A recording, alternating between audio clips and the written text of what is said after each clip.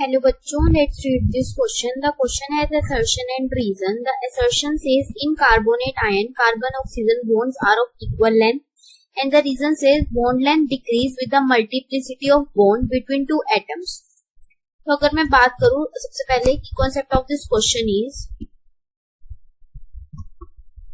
carbonate ion.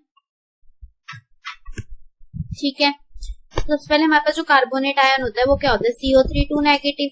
अगर मैं इसका स्ट्रक्चर बनाऊं तो क्या होगा, C double bond O negative और O नेगेटिव. ये इसका स्ट्रक्चर होता है कार्बोनेट आयन का. अगर मैं इसका स्ट्रक्चर देखूं तो हमारे पास ये जो स्ट्रक्चर होता है ये क्या होता है, रेजोनेंस स्टेबलाइज है. ठीक है, यहाँ पे क्या होगा, ये नेगेटिव यहाँ चला जाएगा और ये डबल बॉन्ड यहाँ शिफ्ट हो जाएगा. तो यहाँ पे क्या होगा, O negative double bond O negative. अब इसके बाद यहाँ पे क्या हो रहा है, ये नेगेटिव यहाँ आ गया और ये वाला डबल बॉन्ड यहाँ शिफ्ट हो जाएगा. ऐसे double bond O negative O negative. और हमें एक चीज ये पता है कि रेजोनेंस स्टेबलाइज होता है, जो रेजोनेंस स्टेबलाइज स्ट्रक्चर है ये. ठीक है, रेजोनेंस स्टेबलाइज स्ट्रक्चर हो गया. उसके बाद अगर मैं बॉन्ड ऑर्डर निकालूं तो हमारा बॉन्ड ऑर्डर क्या होता है, number of bonds participating in resonance.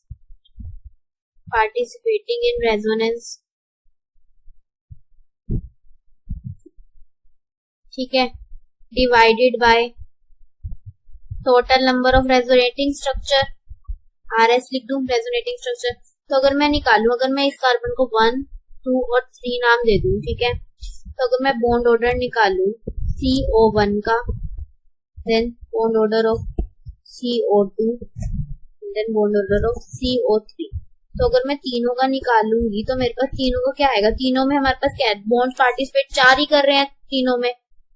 ठीक है, और रेजोनेटिंग स्ट्रक्चर हमारे पास तीनों में 3 ही है. तो यहाँ से हमारे पास क्या आ जाएगा, 4/3 हमारे पास कितना आ जाएगा, 1.33 आ जाएगा. और अगर मैं देखूं 1.33 आ गया तो हमें ये पता है कि जो हमारा बॉन्ड ऑर्डर होता है वो इनवर्सली प्रोपोर्शनल होता है बॉन्ड लेंथ के. तो अगर हमारा बॉन्ड ऑर्डर सेम है तो हमारी बॉन्ड लेंथ क्या हो जाएगी, सेम हो जाएगी.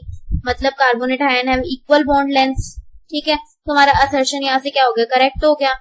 अगर मैं रीजन की बात करूं तो रीजन क्या बोल रहा है, बॉन्ड लेंथ डिक्रीज करती है with the multiplicity of bond between two atoms. तो अगर मैंने यहाँ पे देखा था बॉन्ड ऑर्डर, अगर दो एटम्स के बीच में बॉन्ड बढ़ेंगे तो इसका मतलब हमारा बॉन्ड ऑर्डर भी बढ़ेगा.